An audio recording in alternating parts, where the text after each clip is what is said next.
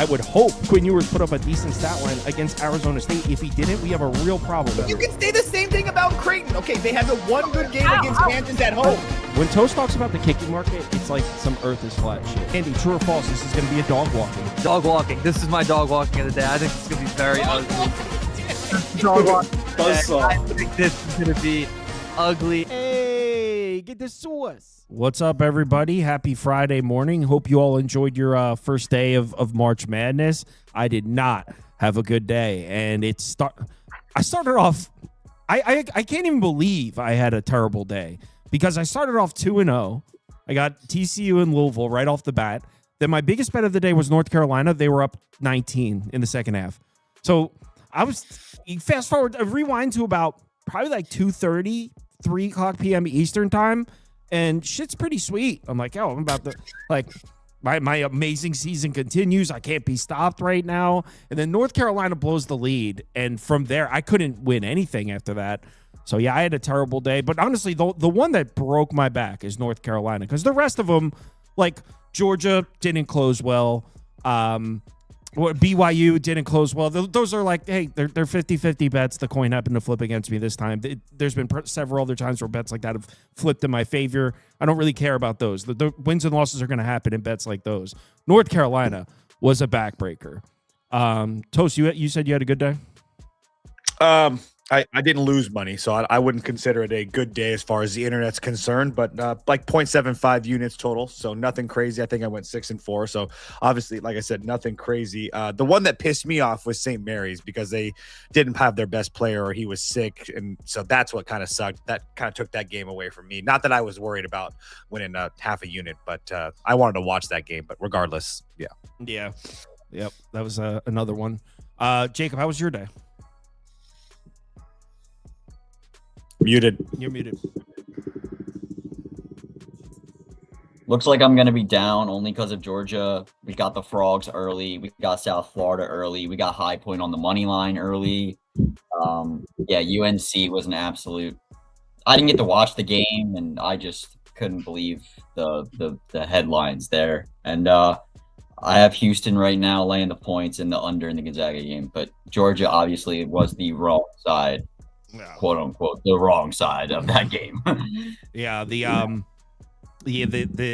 TCU game too was so electric. It was like, today's gonna be awesome. it was like, that was an awesome game to start. Yeah, may or may not already be on the Frogs. Dude, I was so pissed I didn't bet the Gonzaga under. It moved that 3 points, and then last night I was like, oh, maybe I should still bet it. And then I woke up, it was 3 points lesser than that, and I'm like, well, clearly I'm missing something, and it was freaking sweat free. Yeah, 151.5 is when it closed. Just nothing but under money. All right, so we got I don't know where Spoon is. I guess he's sleeping again. So we'll just rip through these. You know what? Let me send an invite to TV Jones. I didn't send him one because I thought we had 4, but I didn't realize. Trevor. Well, you're only inviting Trevor because Wisconsin lost, so we're not going to hear. Oh, and Wisconsin lost, and he's been. I forgot about that. Wisconsin lost, and he's been drinking all day. So, like, should I send it? I'll send it. Perfect time to bring him up. I mean, what are we going to lose? It's all good. All right. So yeah, we'll start. We'll start with the first one. Santa Clara, Kentucky. So this is crazy that we're seeing this matchup. I know. I'm so happy. So for those of you that haven't been watching the show all season, we had a big debate on this show, probably in like January, and a Toast or Spoon or somebody was saying Santa Clara was better than Kentucky, and we argued about what the line would be if Santa Clara played Kentucky on neutral. And then just so happens, fast forward to March, and they're matched up in the first round. So crazy how that worked out. Now, I believe I said I thought the line would be 7. So, but you said Santa Clara would be favored. So neither of us were right in that argument. Yeah, I think Spoon had it closest to the correct one. I think he said Kentucky something on the East Coast and a pick'em on the West Coast. So I don't know. I already bet Santa Clara here. I'm sure you've already bet Kentucky.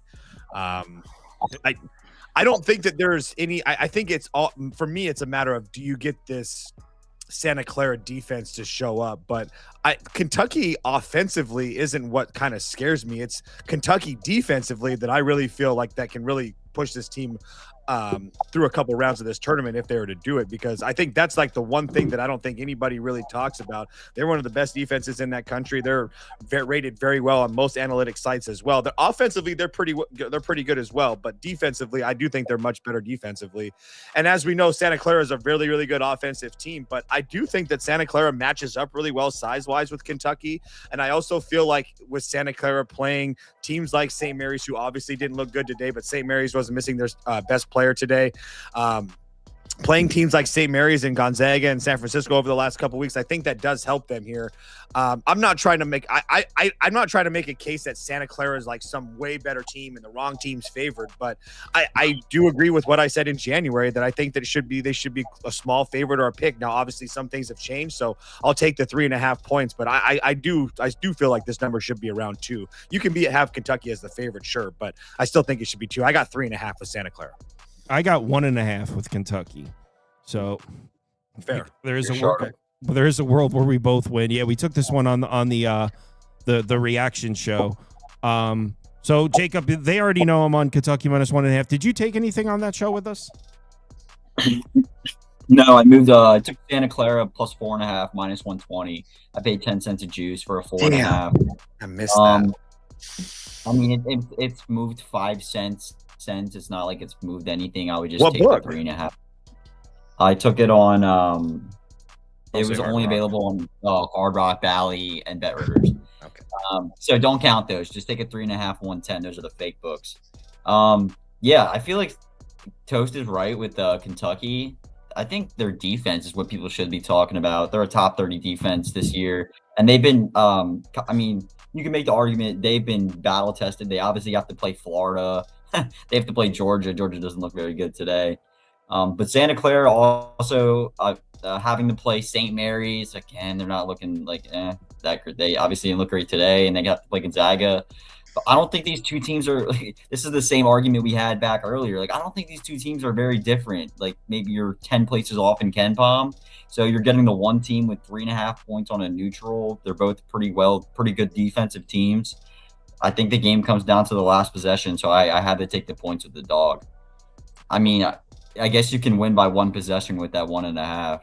Well, I just think that it now that it's up at 3.5, I probably wouldn't bet it. I think it probably should be 4.5, though, to be honest. Kentucky's the better team here. And if we should have learned that today. The SEC looked good in their games today. They're pretty impressive showings from the SEC. Who played in the SEC today? Arkansas, dominant win. Vanderbilt won by 10, but they played McNeese. That was shaky. That was shaky. I was going to say that was shaky. Texas dominated BYU. Comfortable win there. Texas A&M looked solid against St. Mary's, who was missing their best player. So, I don't know. The SECs look strong, and you can't even compare the strength of competition here. Santa Clara, the only two teams they see that would garner any respect are Gonzaga and St. Mary's, and Gonzaga really dog-walked this team. I mean, offensively, Santa Clara was unable to generate a stop against Gonzaga, and I know I watched that game on and under and watched Gonzaga score at will. They could not stop anything. So, yeah, I'm on Kentucky -1.5. I guess. I mean, at this point, guys, just like I said last night, at this point, these markets have been open for 4 days. The idea that, like, I'm going to see something and have a tangible edge over a line right now is very – we're living in fantasy world. If you're placing bets right now, nothing wrong with it. Just be aware that you're probably doing some gambling at this point. We're gambling and having fun. You're watching March Madness. You're having a good time. Yeah. Some gambling. Akron, Texas Tech. Yeah, I mean, I guess the question is, would we still bet it? We're on. Everyone who was hanging out with us Sunday on the stream is holding an Akron +10.5 ticket. And Toast is sitting here just waiting for a 7.5 with Texas Tech to put 2 units on it because you guys are high as shit. But please go ahead, go first. Akron's a big team. Texas Tech has no Toppin, lacking in size, very reliant. Texas Tech hasn't had Toppin for a month, so yeah. And I haven't been impressed with the team the entire time. I think the Water Boy could play against the guys that Akron was playing against in the Mid America. We just saw what Miami of Ohio did to SMU. Yeah, SMU without their best player, and oh my God, that's so impressive. And Texas Tech without their best player. That is so impressive. And Texas Tech is also missing their best player. Yeah. And they still have Christian Anderson. Anyway, I'll be betting Texas Tech tomorrow. It's not even a question for me. You're asking a little Akron team to come and play defense. They're against not this little. Texas Tech. What is the bad thing? What's the only thing that Texas Tech can do offensively? Shoot the basketball, especially from deep, right? What's the only thing that Akron can't do defensively? Defend the three ball. You are, for me, in my opinion, you're asking Texas Tech to have a terrible, terrible day offensively. And if they don't have a terrible, terrible day offensively, they're going to win this game by 10 plus. It's not even a question. I will be betting Texas Tech. I just don't know what the number is going to be because it seems to continue to go down. Yeah, I got Akron plus 10.5. It's at 7.5 now. The question is, would I still bet it now at 7.5? Probably not. Jacob, you're on 10.5 too, right? Yeah, I probably wouldn't bet it at 7.5. The 10.5 was definitely absurd. I mean, the kids that make up this roster could all be playing on bigger Division I schools, and they're playing at a mid-major. I mean, I love the quote today that the VCU coach was talking about, where like these mid-major schools, like nobody wanted to play some of these guys earlier in the year. Like these guys, it's like five of them. My favorite thing about the college basketball come March is it's like 5v5. Like these are five other really good basketball. These are five other really good basketball players out there. Like dude, Akron played some. They played good.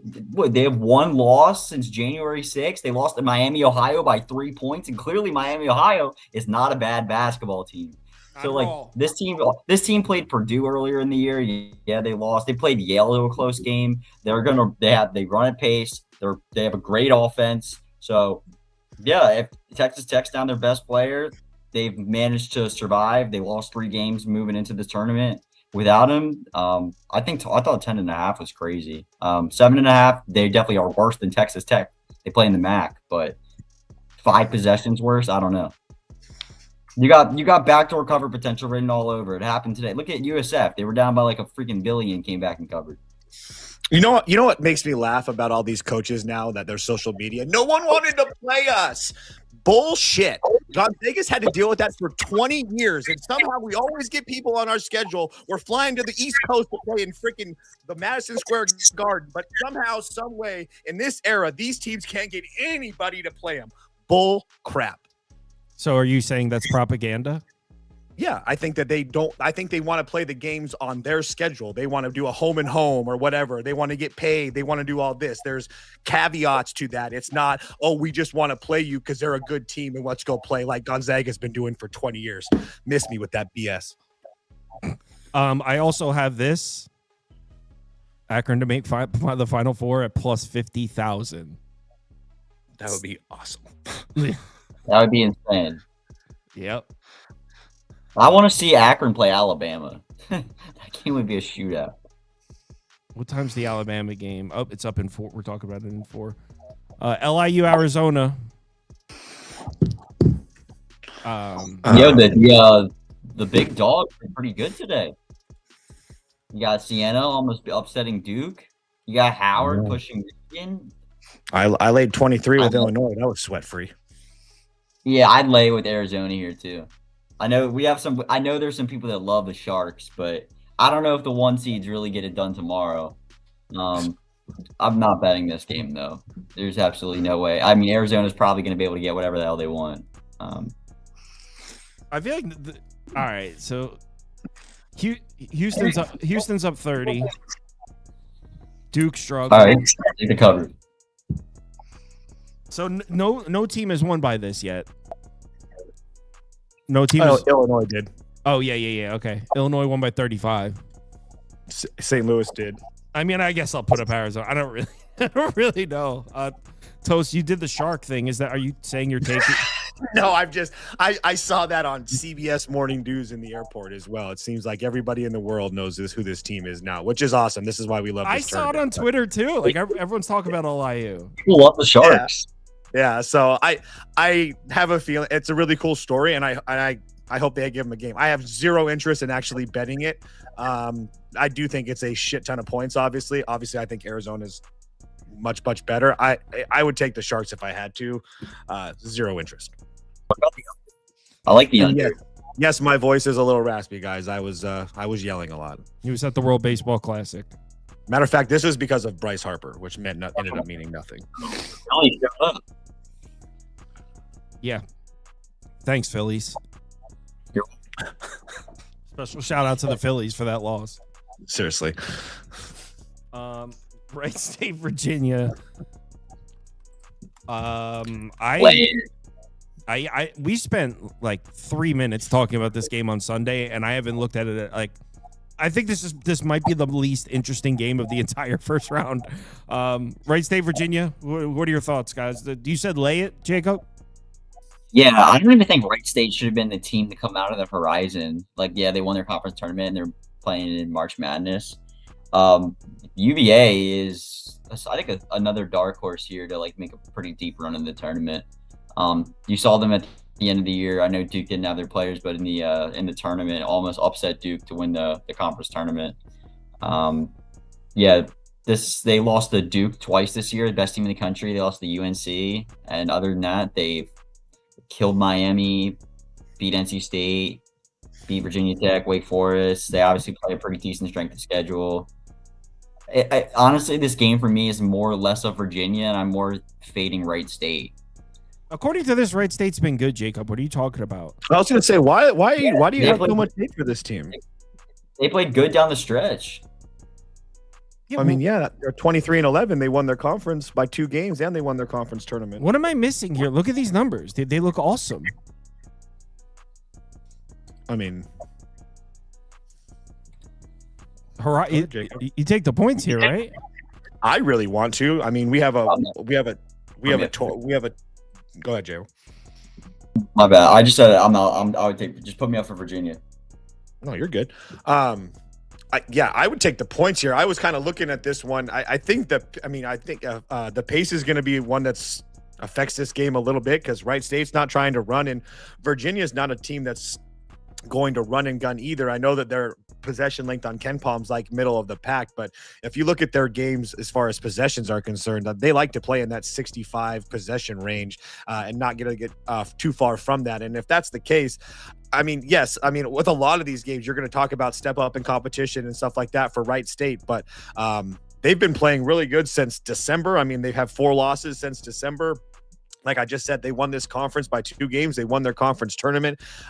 Their first 2 games by 30-plus points, and then Detroit Mercy, they ended up winning that game by 3. But it's not for me. It's not a fade of Virginia or anything like that. It's just not. Virginia is not a team that I look to back laying these huge numbers. They've only been able to cover this number a few times, but some of those games were at home. The other one was like a Georgia Tech game where they literally just couldn't miss from deep. They shot almost 40% from deep that night. And not that Virginia's like terrible offensively, but I mean, I don't know. I just feel like you're asking a lot for Virginia to cover this number on a neutral here.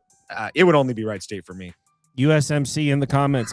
He said, Kyle, I went to Wright State. Whole place is trash. Wright State, wrong college. I'll put Wright State up. I don't know enough to... Wright State, wrong college. Wright State, wrong college. I like that. What state is it in? It is in the Nutter Center in Dayton, Ohio. Like you said, at least if I was supposed to know where the Nutter Center is. Oh, the Nutter Center. Why didn't you say so? It's in it's Dayton, Ohio. That's where it's at. Yeah, it makes sense. The whole Horizon League is right out there. Oh yeah, that's fair. Touche. Tennessee State, Iowa State. Route? Yeah. I couldn't get to Tennessee State in any way possible. So yeah, this Iowa State or pass. This would be a router pass for me. Jacob, any reason to glance at Tennessee State here? No, I think I would only lay it with Iowa. We don't need to spend much time here. Iowa State or pass. And Iowa State's off a loss has been really good this year. I'm not going to go through it all, but off of a loss, they've been pretty damn good. All right, we'll put up the clones, the Matt Campbell-less clones. We're going Penn State now, right? Yeah, I did Penn State already. How you feeling? I think they're a legitimate championship contender. All right. He's got, you would think, oh, year one adjustment year. He's got a completely experienced roster, a 3-year starter at quarterback. They're loaded. So. Okay. This is a good one. Alabama. I know a lot of people that have Hofstra moving on here. I am not one of those people. I have Alabama moving on and then losing to Akron. So. Do you know about the Alabama news? Share it. They got arrested and stuff. Okay. Oh, go ahead. Or you can say it, Jacob. It's fine too. That's fine. Yeah, Kyle. Yeah, I'm sure the news is Aiden Holloway will not be with the Alabama I did see that. Yeah. He's the one selling weed. I guess the NIL money wasn't enough for him, so I did see that. He got arrested with like a lot of it too. It wasn't like a little small. Yeah, they hit him with a tax stamp charge. That's intent to distribute for all you other states. Yeah. Maybe you have to pull up some on-off splits with him, but I mean, he was averaging 17 points, 4 assists, 3 rebounds. I got the on-off right I don't here. know what the line. What's the line at? Is that the current line 12? Yeah. It's 11 and a half. Yeah, so I think it was like 13 and a half. Like I know a bunch of people that took Hofstra, like they kind of liked Hofstra or whatever.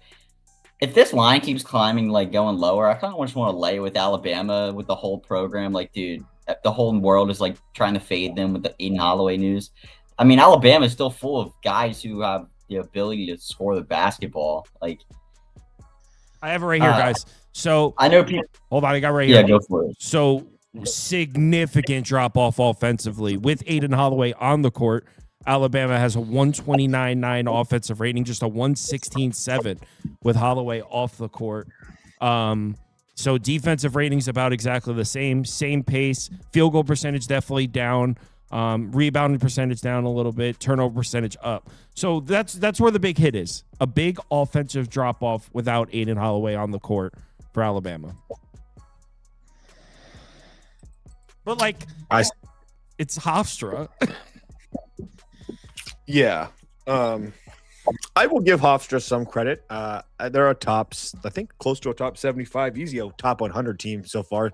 Speedy Claxton has had this team rolling since they went through a little bit of a skid in late January, but regardless, I think they've only lost one game since late January or something like that. And that was in a road game. But I think that everybody's talking about Holloway missing and stuff. And yeah, that's a big piece, but I mean, this is still first and foremost, still a really good Alabama team. They're not as good without him. I'm not trying to make that case, but you also have a coach in Nate Oates that knows what he's doing in this tournament. So Elite 8, Final 4, Sweet 16, 1 round, 1 exit, Sweet 16, round two. So, and that's going back to round twos with all the way when he was playing or coaching Buffalo. So I just think that there's a huge coaching advantage here with Nate Oates. And I know that a lot of people don't like Nate Oates, but this is also a huge clash in styles when Alabama is playing 100 miles an hour and Hofstra's trying to play the slowest speed possible. I just don't think that matches up well for Hofstra here. I'm well aware that Alabama missing their best players sucks, but they also have a lot of good guys like Philon and Allen and Sherrill and Houston Mallett, who I know that isn't a huge name, but he's been around. He used to go to Pepperdine. So I just feel like even without Holloway, he's going to be fine. And the pace alone, and I think is going to shock Hofstra a little bit. So I want to lay it. I just wanted to see if I was hoping to get under 10. I don't think I'm going to get that, but it would only be Alabama for me. No, it's 11 and a half across the board. Got a comment in from Zero Edge Sports.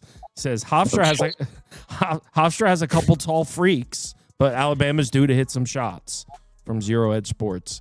Yeah, they're tall freaks though, like literally can't shoot. So unless they're like right up close. So they're tall freaks, but they can't shoot. His name's literally Biggie Patterson. Biggie's got problems unless he's like 5 feet away. What are your thoughts, Jacob? I was with Toast. Like, yeah, if you got Hofstra at 13.5, great. I think we can kind of play into this news of Aiden Holloway getting ruled out. This Alabama team still, It's like next man up mentality. Like, think about it. Like, the 6th man on Alabama's roster could be the number 1 starter on Hofstra's roster. Like, Right shell. Think about that. and That's he what I'm barely like. does. It's like there's good players on the benches of these amazing programs that are like, dude, this is my time to shine. Like, I'm in the NCAA tournament. I can get to go out there and try to, contribute to my team winning and moving on. This is exactly like Joe said, a clash of pace. Like Hofstra plays at like a bottom 60 pace in the country. And the one thing they're very, very, very good at is their 2-point defense. They're a top 10 defense in the country at guarding the paint. Well, dude, Alabama's not going to be doing shit. Like, they're just going to be shooting three the whole damn game. It doesn't even matter. I think Alabama can honestly still put up a good number. Aiden Holloway's not the one shooting the threes. It's going to be someone else, So, are we betting this? I kind of want it. I was just waiting because it seems like everyone loves Hofstra. And, like, well, Yeah. I know people are taking the money line. So, oh, shit, Aiden Holloway's out. I'm taking Hofstra money line. Like, I mean, even and with Holloway gone, who's by far their best 3-point shooter, he's one of the best 3-point shooters in the country. Philon shoots at 46 or 40%.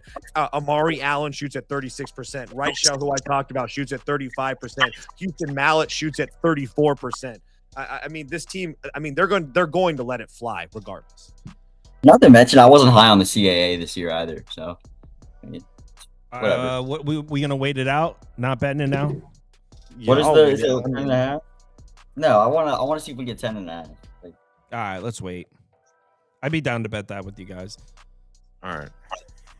Gonzaga's not out of the water here, Toast. You might lose this game. I said I didn't think they were. I haven't been Up high on the 8. team all year. So they're not going to lose, but They might. Kennesaw State has they're the ball. gonna get their full team back in the next game. We'll see how they look. no, they're going to lose. They're going to lose to Texas, baby. So Jacob can take the lead on this one because he applied to Villanova, did not get in, but he did apply. He's Still hoping. No, I wasn't trying to go to the fake Catholic school. It's okay. You don't have to take shots. My twin brother went to Villanova though, so I am a big Villanova fan. We talked about this on the show. I hate doing this. Like, I even sent my dad our brackets. Like, we all do a bracket challenge, and they are, of course, picking Villanova, and I'm picking Utah State. wrong. I think Utah State was one of the teams, kind of like I think Utah State and St. John's in the Selection Sunday were the two most underseeded teams in this tournament. Like, getting what is it? Are they the 8 seed or 9 seed against Villanova? I feel like they should have been like a 5 seed. Utah State, first off, let's talk about Villanova. This game is being played on the West Coast. Villanova's only played one game out on the West Coast the entire year. That was against BYU. It's the first game of the season. Villanova also is going to be missing one of their big men who tore his ACL, Matt Hodge. If you watch the last game they played against Georgetown, where they lost in the Big East tournament, they got out-rebounded to Georgetown by 30. They're going to Utah State's going to absolutely dominate the glass, and Utah State's been freaking good this entire season. They're a top 30 team in KenPom, yet they're an 8 seed. Like, this doesn't even make any sense. They beat teams like Nevada, San Diego State, Grand Canyon, Boise State, New Mexico, who are all like top 65, 70 teams in KenPom. In Logan. Where were those games played, and what was the elevation? Yeah, I know they're playing a lot of their games at home. This will still be I think Utah State. There'll be more Utah State fans there than Villanova fans. Granted, they don't have the elevation going for them, but I still think Utah State's the better team than Villanova, and I was happy to lay 1 point with Utah State. I have Villanova plus 2.5 and money line. Same. Hey, my heart will be happy. My bank won't, but my heart will.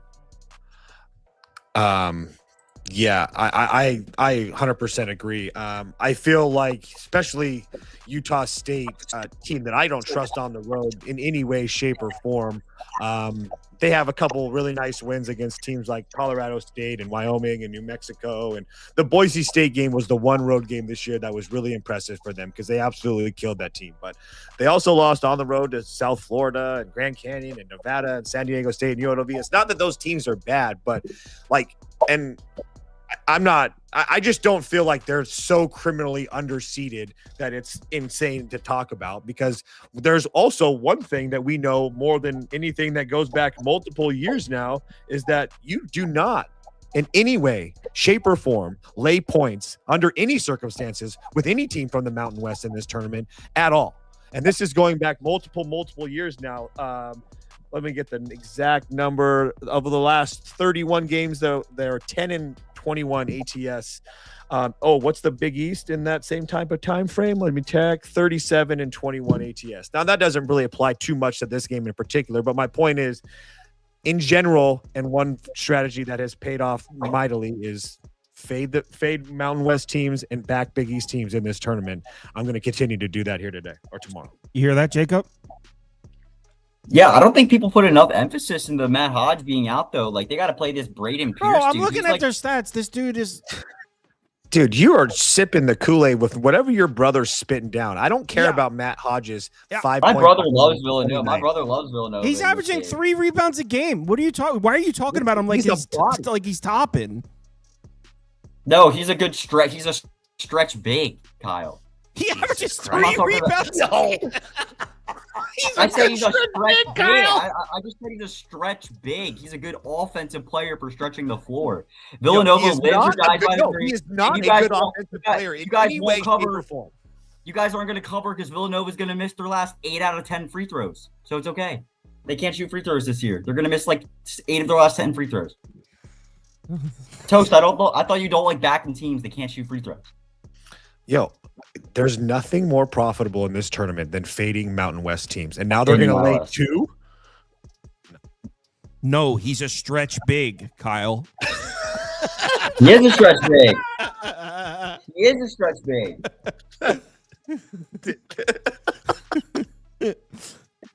All right. Miami, Ohio. He's shooting 37% from deep. He's 50 from 136 from the field. Like, stretch big, got it. He's a 6'8" stretch big. That's what he does. He shoots corner 3. No, he's a stretch big, Kyle. You were dead. That was so funny. You were dead serious.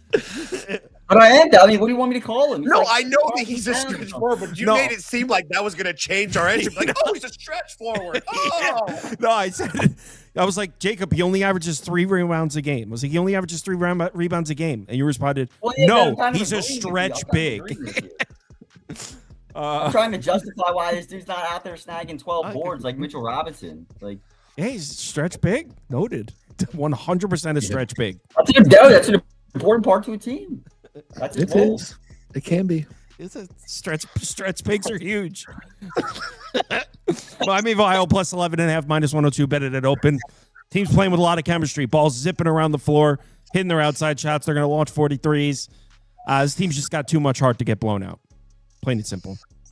If you've been betting Miami, Ohio, why stop now? Like, did we not watch the last game? Their strategy is going to be the exact same thing that they just did. Let's shoot 43s in the first half. Like, they're going to go out there. If they start 2 from 9, who the fuck cares? They're going to shoot 10 more, and they're probably going to hit a bunch of them. I trust them to hit the threes at this point. They got 5 guys on the floor at all times that can hit a 3-pointer. Toast is a Miami of Ohio hater, so. Yeah, but I'm not betting against them every game. I'm not an idiot, at least in this part, at least in this specific section. I'm still an idiot. But yeah, I'm not betting against them. I'm not stupid enough to continue to step in front of them. I don't really put too much into beating SMU, who hasn't looked right for a month, who's had a lot of internal programs. And it was like a home game. Yeah, and they didn't have their best player. But regardless, a lot of smart people that I respected still said that Miami still didn't have a chance, even though they knew all of that about SMU, and it didn't matter. So you can put Miami up for me, I guess, for the scrollers on this video. I have zero interest in betting this, but yeah, I can't give a reason why to lay multiple possessions with Rick Barnes in this spot. Not a chance. Jacob, does Miami have any stretch bigs? I don't know. That's a good question. I mean, technically, right? Like the one shooter's a stretch big. This is being played in Philadelphia. I need to add something to the graphics for the show. Yeah, right. This is being played in being played in Philadelphia, though, right? Like, yeah, Xfinity Center. Yeah. Don't you think that? I feel like Miami, Ohio's built up such a good fan base that like there'll be more Miami, Ohio. No. Well, maybe I could be wrong, but the way I see it, it's in Philadelphia. I would consider that pretty neutral for these two programs, and I think most people are rooting for the Cinderella this time of year. Well, so, Quick question. Xfinity Center, does the 76ers play there as well or just the hockey team? No, the 76ers play there. Okay. Does that make a difference? Well, usually the hockey-only arenas when they host these events are really bad for the shooters. So if you were trying to bet on Miami of Ohio, that might have been a bad thing. It's just. Oh, how the rims are tighter in hockey arenas. No, I think it's a shooting view thing. Personally, I don't know. There's a lot of people. I mean, you know how college basketball is. Yeah. I know how you think those it hockey is. arenas. They love hockey arenas with unders and all that type of stuff. It's bad for shooters. I call bull. Iowa, Clemson. I didn't bet this game. I went back and forth. When I first looked at the game and we were waiting for the open, when it first got announced, I was saying I'll play Clemson at 3. Remember, Jacob, on the show? That was I was saying I'll play Clemson at 3. It opened at 1.5, which is kind of where I thought it would open. At 2.5, man, the way Iowa plays, it's a really tough to lay more than a possession in a game like that. The total sitting at 129. We are not expecting an offensive explosion here. So, Toast, what do you think about okay, so pretend you were with us on the stream and Iowa Clemson got announced. Where would you be expecting the number to open? Do you think this is correct? I thought it was a little bit big. I thought that I didn't think that Iowa would be this big of a favorite. I thought it would be closer to this. Well, yeah, 1.5, 2. Yeah. I honestly, just because of the low total, I didn't think they were going to give anybody a full possession because I knew that this was going to be a super, super small total. So yeah, and I think that's the way to approach it. I played first half under 69.5. If you want to play the under, I don't know. I haven't looked at the full game under as far as the line movement is concerned, but this game should move at an absolute snail's pace. I think this is like first to 65 wins. So two of the slower paced teams in the country, two of the best defensive teams in the country. I truly feel like this is like what would we call a rock fight.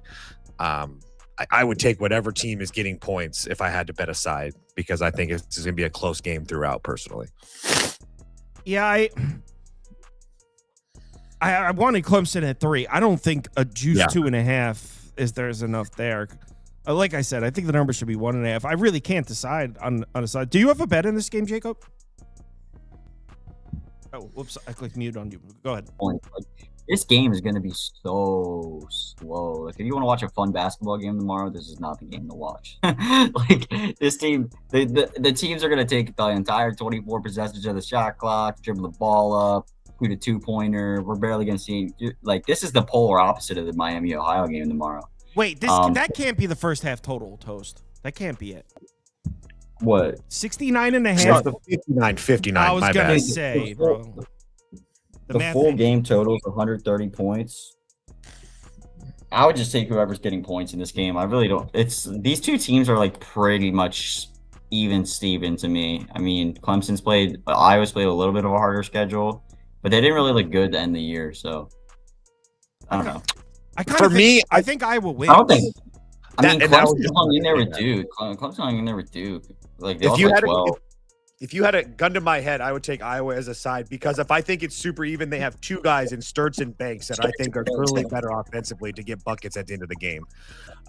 So if I had to pick a side, it would be Iowa, but I'm not no interest. Yeah. I don't know. Sorry, we have no strong take. Yeah, I took Iowa to advance in my bracket, so I'll put Iowa up. Damn, this should be a nice ugly game. I bet you it comes down to the last possession. I want to have a bet on this, but there's no way I could sit here and say Iowa minus 2.5. I think this is a good wager. I just don't think it is. Exactly. I think it would be one of those games where, like, if everybody's watching and it's like, okay, as soon as Clemson makes a shot and we can get it at like a pick, let's go, and let's just pray for Iowa at a pick, Clemson at +3. +3 and whatever. Let's move on. Damn it. That would have been a cool one to bet too. UNI St. John's. I'm on the Johnnies. This has come back down. Northern Iowa has taken money. So damn right. We grabbed St. John's minus 9.5 as soon as it opened. It went up to 11.5. It is now back down to it's a juice 9.5. So I think you can pretty much get the same number we got. Toast, you weren't here. Would you have taken St. John's -9.5 with us if you were on the show? No, I would not have. You're asking St. John's to travel to the East Coast and lay 3 possessions against a Northern Iowa team that I think is pretty damn competent here. That I actually think that can. I think they can match up well with St. John's defensively here. The Big East sucked. So I know that Northern Iowa played in obviously a much worse conference, but I don't think that the Big East was the end all be all this year. That's not a hot take at all. So I do think that these teams defensively are very even. I think that Northern Iowa is going to completely take the air out of the ball. And I just have a hard time believing that St. John's can cover this number. So I got 10.5. I missed the best number, but I felt like Northern Iowa was getting a little bit disrespected here. If this game was on the East Coast, then sure, that would make a little bit more sense. But you're going to make St. John's fly out to the West Coast and lay this number in round 1. I would be more comfortable playing St. John's after they won a couple games out here. But I've already bet Northern Iowa myself. Jacob, what do you think about this Northern Iowa money coming in? I could see it. I think I brought this up on the Sunday selection show too. That like Toe said, Northern Iowa's defense might rival St. John's. Like they could honestly be up there if you threw their defense in the Big East. Like they would probably do pretty well. They also play at damn near one of the slowest paces in the country. So I guess people are seeing a team getting 10.5 points that's going to put this game in the mud basically, and think that 5 possessions you're going to ask St. John's to be pretty efficient. So I could see the side for Northern Iowa. I just think St. John's offense, if this team could shoot 3-pointers, they would be like one of the best teams in the country. Sadly, they can't hit a freaking 3-pointer. They got Ejiofor out there. Their defense themselves, what's the total in this game? It's pretty low. Yeah, 132.5. Like, I still don't mind the under. Like, again, it's going to be a game in the mud, but I think 9.5 points, regardless of Northern Iowa's defense. I just think their offense is just so much worse than St. John's. I think St. John's is actually the best team in the Big East over UConn, in my opinion, personally. So I took the 9.5 with St. John's. Ejiofor is going to be a monster. He's going to go off first game and get it done for us. Yeah, Toast doesn't understand this dude Ejiofor. He's a different type of player. He's different. I mean, this game's like a live bet potential too. If Northern Iowa, you can clearly tell is controlling the pace, you probably could live bet him with the points. I will say though, all of my bets today where the late steam came in against me, all won. So there was late steam against Georgia, there was late steam against BYU, there was late steam against St. Mary's, even though that one was probably injury related. But all the late sharp movement today cleaned me out. So all the games where the late sharp money came against me, they were all correct. UCLA. So we talked about this one for a while. This is an interesting game. I really consider betting UCF plus 6.5. I was looking at it for a while. The one dude on UCLA is still out. Dent's fine, right? Dent's good to go, Toast, as to your knowledge. Yeah. So Dent left. Yes. Yeah, Dent left in the second half of the Big Ten championship game, but they said during the broadcast, that it's not long term, that he was just going to miss the second half. So Donovan Dent's going to play, but the other dude is out for the year. Who's their No, he is not. He is very possible to play. Very possible to play. I'm talking about the guy that shoots threes for UCLA. I don't know who you're talking about. I'm gonna pull up his name. He's out, dude. Okay. His name is Bilodeau. Yeah, he will be most likely in the lineup, I'm being told. No, he's not, and everything bro. I read. He needed yes, to, he he is. got carted to the hospital. Let me look this up. Dude, I just looked at the text from my Uncle Scott. Let me see. Now, did I read that wrong? Oh, wow. He's listed as questionable. How? The way that... Because they were saving him. Because I was going to say, they posted it in the... Bro. Yeah, never mind. They've been talking about it for a couple of days. That's why I know that. Because it's been in the UCLA... The way... I listened to Mick Cronin's post-game interview. That's an interview about Bilodeau. And the way he was talking about it, I thought the kid's life was in jeopardy. It was sad. I'm not kidding. I was like, oh, wow. I came away from it thinking wow, I hope that kid's okay. I thought there was no chance of him returning. That was the interview. That was the vibes of it. He didn't even miss a game? No, he missed games. He'll be back for the tournament. Wait, yeah. He missed the last 2 of the Big Ten. Yeah, he missed the right. Damn, it sounded like he was out forever. That's a misleading interview. So he missed. But yes, he'll be back. All right. So anyway, if he's playing, kind of like UCLA. Yeah, I agree. I just wanted the number under 6 personally, but this is for me. I mean, yes, they lost to Purdue in the Big Ten tournament, but I've been really, really impressed from what we've seen from this UCLA team over the last month and change or so. The road losses to Michigan and Michigan State don't really mean anything to me. Coming home and getting that win against Illinois, who had already been out on the West Coast, I think that was really huge for them. And the Nebraska win was huge. And then beating Michigan State, I think is huge too. But more than anything, it's just the fact that we are finally starting to see Donovan Dent that we all know and love. And I know that he got a little bit hurt against Purdue and all that stuff, but they say he should be fine. And so if he's going to be fine and Thibodeau is going to be back, I did make this number 8 personally. I do think that UCLA is a significantly better team, playing much better. I know that UCF has been great at times, but they've been dog piss over the last month. They have a road win against Utah, who everybody beats Utah. Spoon tells us that every time. They got a nice win against BYU, a BYU team that was, obviously had just lost one of their best players. And then the TCU win was really good, but they also lost 6 other games, 6 of their last 9 games in the regular season. They beat Cincinnati by 1 in overtime, and then they absolutely got slaughtered by Arizona. I don't think that UCLA is going to slaughter this team because UCLA doesn't play with the pace that Arizona is, but I do think our UCLA is 10 points better than UCF. I truly believe that. It'd be only UCLA for me. I just want under 6. All right, so I feel a little better now because I was just reading a couple things and I put one of the screenshot up on. So it was feared at the time that his injury may be serious, but it turned out not to be the case. So I'm not losing my mind here. All right. If he's playing, I will lay 5.5. I didn't think he was. Jacob, what do you think? Yeah, I messaged you guys when I saw that both of them were in, and I kind of wanted to be on UCLA because both of them are in? Well, like one of them is questionable. Like again, we kind of want to identify if they're both going to play. Everything that I've been told from my uncle and his cronies is they're both playing. I'll trust my resources then. I like Toast Uncle. He said, what words did he use, Toast? Did he say they're both playing? What words did he use? I don't want your interpretation of the words. I want the words. The hard part for me right now is they're playing, again, we hate betting UCLA not in the West Coast. They have to go all the way and play in Philadelphia, literally on the other side of the country. Closer, I guess, on the East Coast of UCF coming from Florida. But I think UCLA is definitely 5.5 points better with both of them in, because you look at some of their stats and it's not factoring in, the end of the year. They were still playing great. I mean, they lost to Purdue, but they were still playing pretty good without them.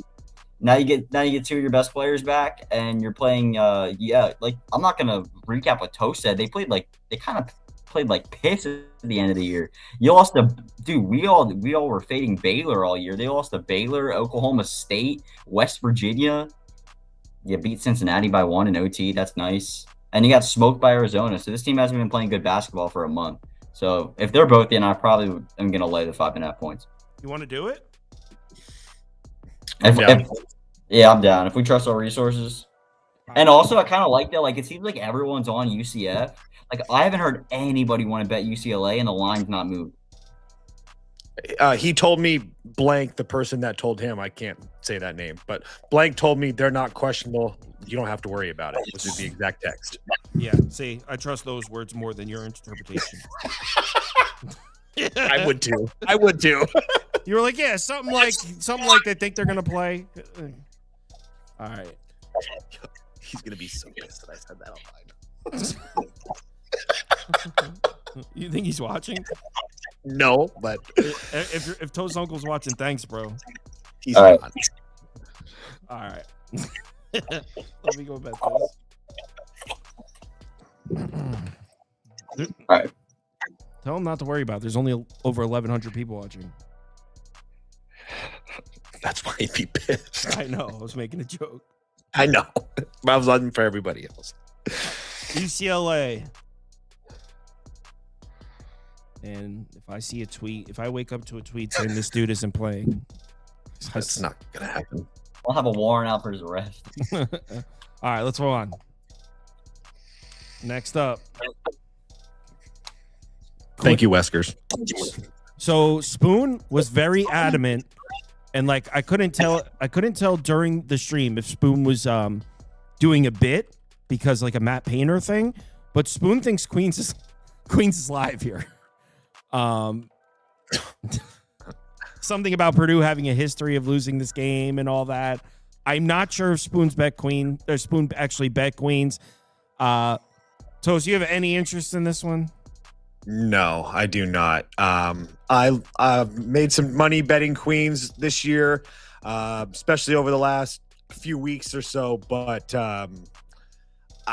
I don't want to get in front of Purdue right now. There's a part of me that feels like Purdue's kind of the team that's kind of been written off, and they might be able to make a little bit of run here. But does that have any actually gambling or handicapping value? Absolutely not. So I do think Purdue kills them. Would I even take a chance at minus 25? No. I'll put Queens up, but no, I'm not. But I don't. But Matt Painter doesn't really lose a lot of first round games, just for the record. He has, but he also has 16 second, Elite 8, 16. So where's my Queens graphic? It showed that's supposed to say Queens. It just says UCLA. That's supposed. You know what? I'm gonna type it. Jacob, let me unmute you. Your mic's going crazy. What do you think, Jacob? I think I could only take Queens here, but I think I would take the over. I know people betting totals. The thing, Purdue honestly could name their number in this game. I feel like Queens defense is horrible. They're a bottom 45 defense in the whole country. They can't guard the three ball. They can't guard down low. They're going to be outsized against Purdue. Purdue obviously has an elite offense here. But the thing about Purdue, too, the reason I think Queens can hang in this game, it's not like Purdue's defense been all that great this year. I feel like this could be like a Howard Michigan game where we just saw a shit ton of points. Michigan put up 100, Purdue put up like 95. But then you got Queens out here just hitting a couple 3-pointers in the first half to like hang in there in the first half. This got backdoor cover written all over it too. I would take the over in this game. And this one, that graphic says Purdue Prairie View over. So yeah, the Queens graphic got messed up somehow. Actually, the poll. Did I read that right? 63% of the viewers are taking Queens. Yeah, everybody. There's a lot of people that just don't like Purdue in general.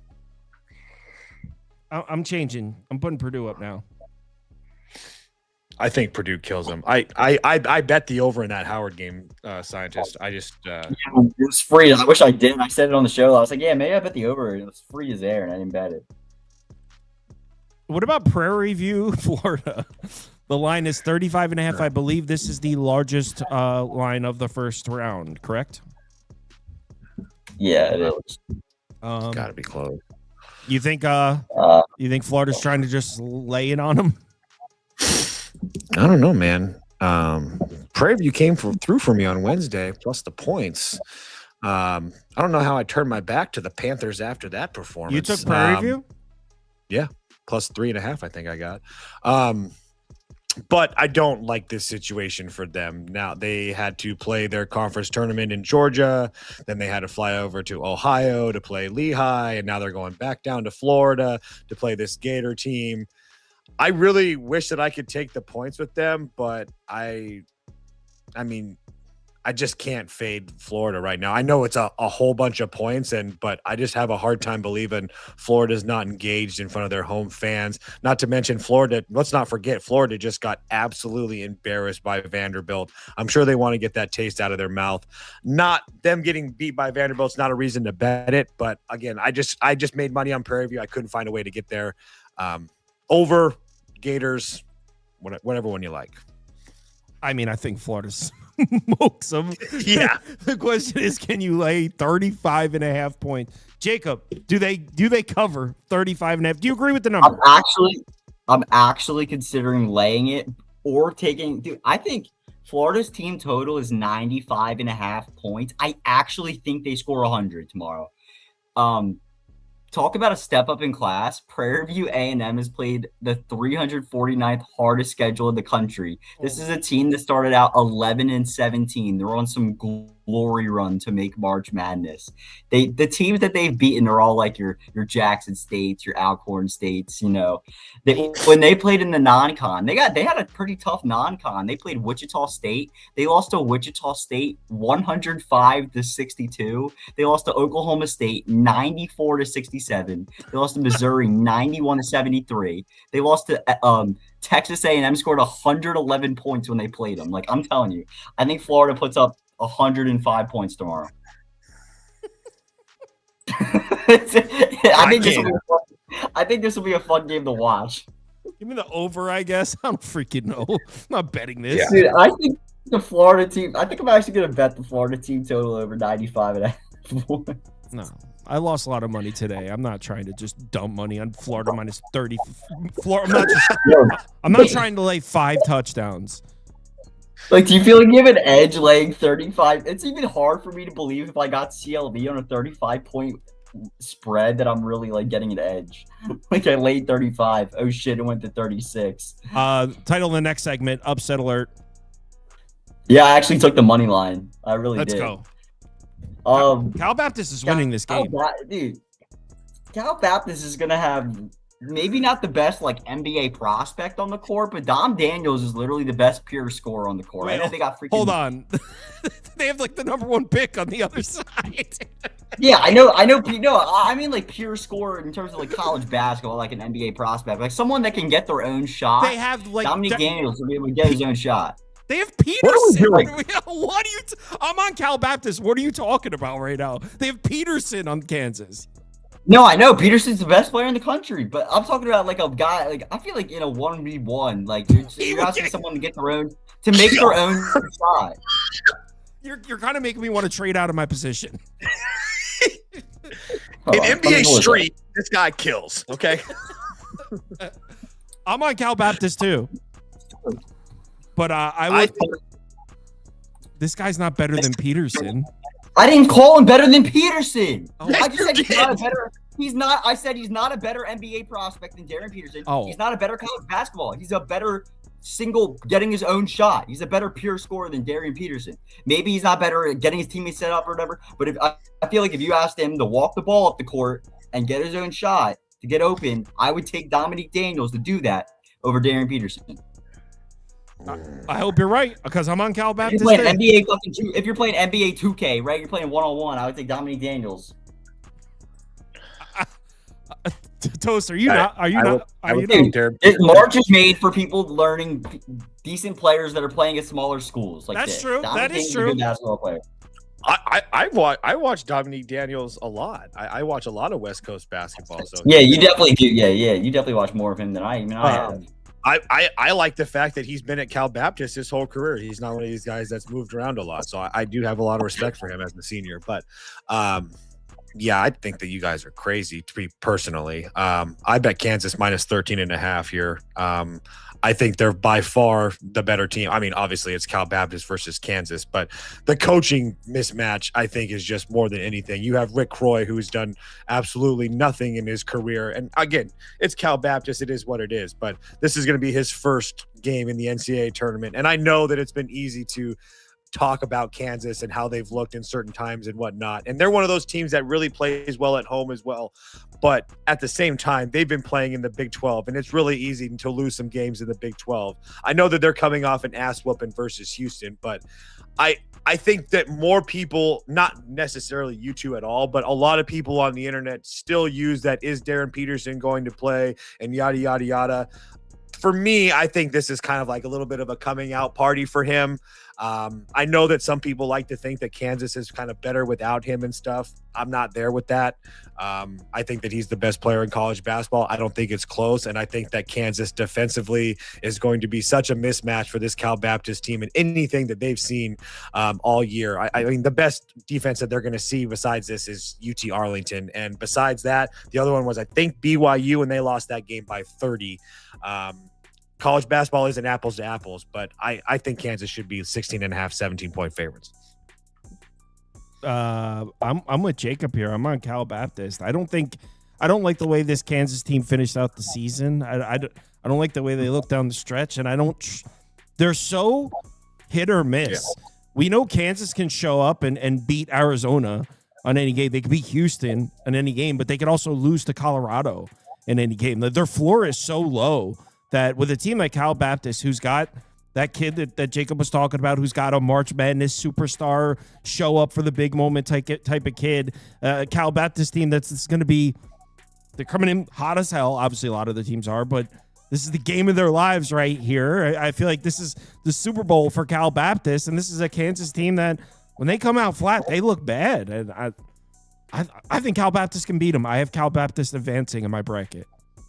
That's what another thing is like. I feel like Kansas is, I think we've seen it this year where Kansas is the type of team where if they're down 10 in this game, they'll check out. I swear to God. That's what I'm saying. All right, I'm going to the league, whatever. I feel like they'll work out. I really. And then also listen to this. Consider this game's being played in San Diego. Like this team in the WACs had to travel to Texas. They had to go to Utah. Now they got the drive. Make sure you do Kansas' schedule when you're done. They got the drive to go. No, but this is the first time they get the drive. They drove an hour to go to San Diego to go. Their coaching staff was talking about, oh, this is great. You know, we have to go drive down there. Cal Baptist is gonna have a bunch of fans there, obviously. They're making the dance. You got Dom Daniels to show up in the big moment. Like, and it's not just Dom Daniels. This team is a top 100. Team's in a 100 team in Ken Pop. Like they have other good players on their team. I'm with it. Let's go, Cal. Melvin Council's so good. He's on his third team in 3 years. He's so good because he's in high demand. Yeah, he's in high demand. My plus 810 money Wagner went to 800. Watch out. Next up, our Melvin Council plays for Kansas. Never mind. Furman UCONN. This is another game where when we did the bracket reveal reaction video, we spent like not even 30 seconds talking about this game. There's a few games where we just didn't really talk about much. So UConn Furman toast. We're kind of talking about it on this channel for the first time right now. I don't have a bet on it. I really don't know enough about Furman. I don't know. I'm not going to pretend like I watch a ton of the Southern Conference, but I do know that they were middle of the pack of the Southern Conference and they won their conference tournament. So good for them. They're in here. I don't know. Bob Ritchie doesn't really have that. I think he took to Furman to one tournament. I think everybody remembers them beating who was it? Virginia? Isn't that who Furman beat that game? Right? Okay, yeah, Virginia. So I don't know. I do think that they can. I do think that they're a pretty decent matchup to UConn because I think that UConn's very good, but I think that they're really good because they're good with their size and they can bully teams. They're not going to be able to do that against Furman. Furman's one of the biggest teams in the country. It's just a matter for me. Go ahead. Hold on. They're one of the biggest teams in the country. I kind of like that. Yeah, Furman's I think they're top. Let me double check. I think they're top 5 if I'm not mistaken. Hold on, I can double. Furman. Yeah, they're fifth. They're 5th in the country in heights. So I just don't feel like they're going to get pushed around here. And if that's the case, we're asking UConn to cover this big, huge number. I don't know. I'm not really there. I really wanted to play Furman here. UConn has been one of those teams where I feel like we've been waiting for them to turn the corner, and then they start to play really good, and then they'll lose the game. And obviously they lost both games to St. John's, or the last two games to St. John's. But the Marquette win or loss, it is what it is. But my point is that I feel like we've all, or most of us, me, have been waiting for this UConn team to take the next step, and I feel like they just haven't done it. And maybe they do it here in the tournament, but I mean, are we really going to depend on Alex Caravan? I mean, he has been absolutely lifeless over the last couple of weeks. I mean, we talked about it on the show. He's moving like a cargo freight. So I just feel like this is too many points, but I just don't know if Furman's there defensively. But I really want to bet Furman because UConn was taking, I don't want to say a perfect game, but they're going to have to shoot like 35-40% from deep to cover this number, and I don't know if they can do that. I was kind of digging what you were saying there, and I looked it up. So Furman's starting 4 and 5, they're both listed at 6'11". So they have 2 6'11" players in the front court. Not the easiest team to see for UConn in the first round. Yeah. What do you think, Jacob? I was with you guys taking the points with Furman. Toast said it perfectly. I feel like if UConn's going to cover this number, you're asking UConn to like hit a bunch of 3-pointers because I truly believe. So you have the 2 6'11" guys. I mean, Caravan's 6'8". You're going to force Caravan to sit out there and shoot threes. I mean, it's not a special. He's not what he's there to do. I really do hate that. The thing keeping me off it, I really do hate that they got fucking smoked by St. John's in the Big East. Like 20 points. You know Hurley's been itching to go back out there and like go crush some team. And like, you know, Caravan being a senior, he probably wants to get back out there and play pretty well. But I feel like we're not going to see a very fast-paced game either. Like 20 points is crazy. I feel like you're asking UConn to hold this team to at a 136 total. What, like 50? Look at the 136 not total. You're asking what's the team total? Yeah, what is it, be 80 to 30? Got to be like or 80 to 50. Team total's got to be like in the 50s, like 50, probably in like the 50s. Like, is their offense like that ass? Like, I don't know. I'd probably take the 57 under. and a half. Yeah, 57 and a half. I'm Toast, you're right. Like Furman this year had a down year for their program. Like usually they're in the upper echelon of the Southern Conference, and somehow you had teams like I thought Mercer, East Tennessee State. Yes. You know, they were the two favorites. Be here. That should, and Furman doing it. I don't know. I would probably just take the points only because we should see a slow paced game where, I mean, you're asking UConn to play pretty perfect. Are you guys taking this? I'm not. No, I'm not betting. Fine. If you know, if they didn't lose to St. John's by 20. Especially because the 21s are gone and Bet365 has a 19.5 popped up. Not that that's like the end all be all. To be honest, I was on board the entire time until you guys just said at the end that they probably don't deserve to be there. That they're not even one of the. Yeah, see, like that was like, oh shit, so they suck. Yeah, they were bad. I mean, I honestly might have bet against Furman moving into this tournament. They were like, I forget who they 10-9 in conference or something. I think Spoon wishes Wofford was here. Even Wofford was better than Furman. Yeah. All right, last game up. I placed a bad bet on this one. Now obviously could still win. I'm on Miami minus 2.5. You can get 1.5 now. Markets move towards Missouri a little bit. I still do think Miami should be closer to a full possession, so maybe this moves back for us. But as of right now, it's looking like I placed a bad bet here. I'm on the Canes. Jacob was here for Sunday, so Toast. Are you on the Canes? I haven't talked to you about this game, I don't think. Yes, I will be on Miami. I have not bet it yet myself, but I just don't really like this Missouri team away from home.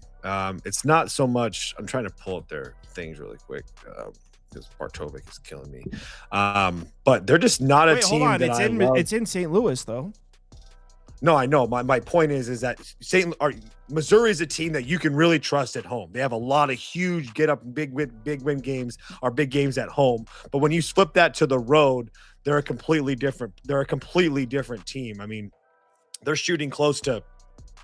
They're shooting almost 35% or 35% from three at home, almost 56% or 58% from two at home.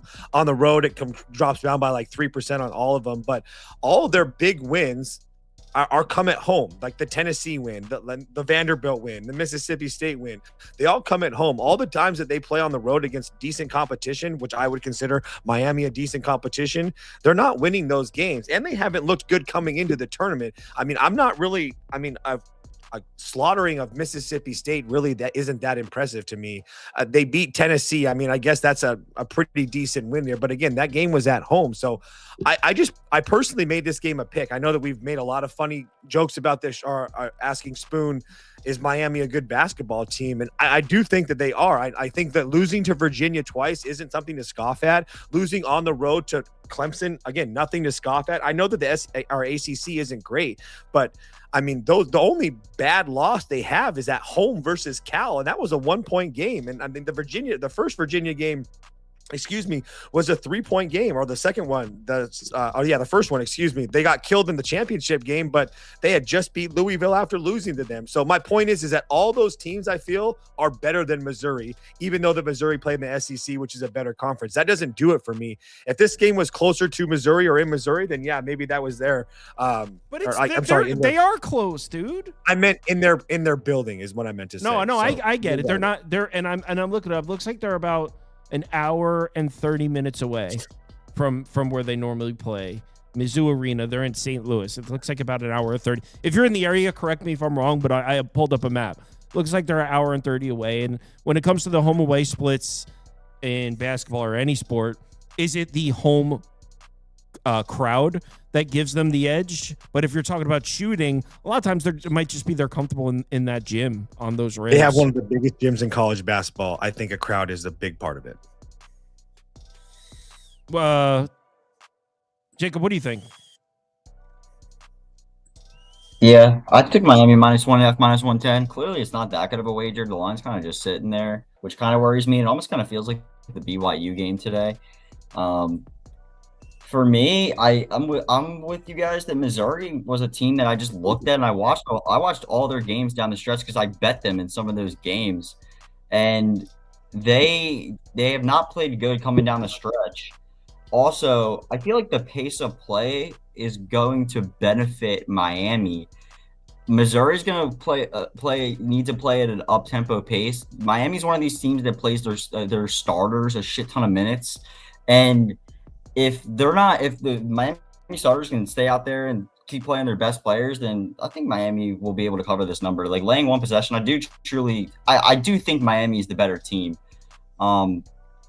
I think, Kyle, what you're bringing up is a good point, though. I know a lot of people betting Missouri because they're kind of considering this to be a home game, but I kind of with Toast where, like, it's still a different gym. Like, you're not warming up in the same the same locker rooms and going out there shooting on the same court. So it's still it's still kind of like a neutral.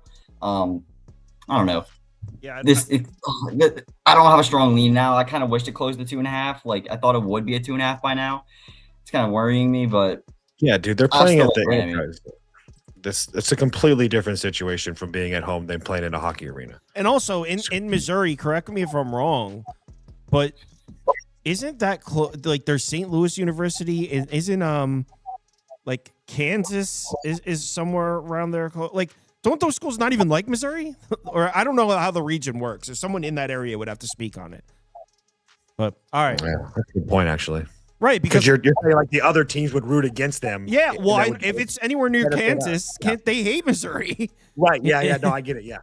Yeah, I don't know how far it is in there though. All right, everyone, thanks for watching. Let's have hopefully I have a better day because I had a terrible first day of March Madness. Long way to go though. Make sure you bet responsibly. Real quick, the standings from the almost forgot.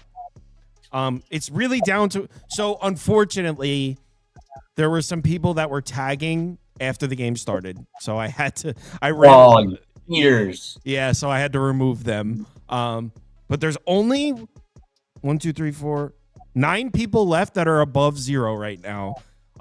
Jen is one of them. Jen from the comments is there.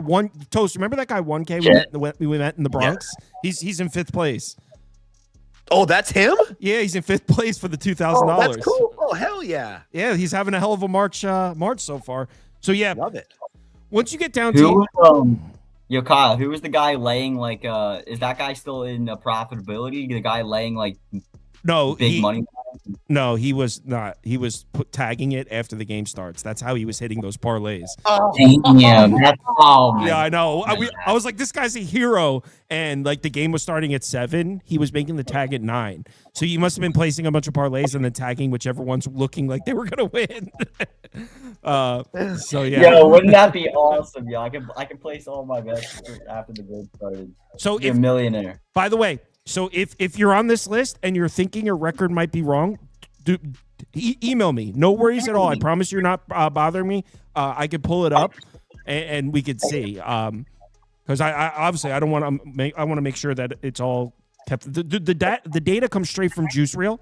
So the wins and losses, they have to be correct. They come from Juice Reel. But I could have made a mistake in the spreadsheet. So if you're thinking something doesn't look like your name, just send me an email. All right, everyone, or send me a DM in the Discord if you're in there.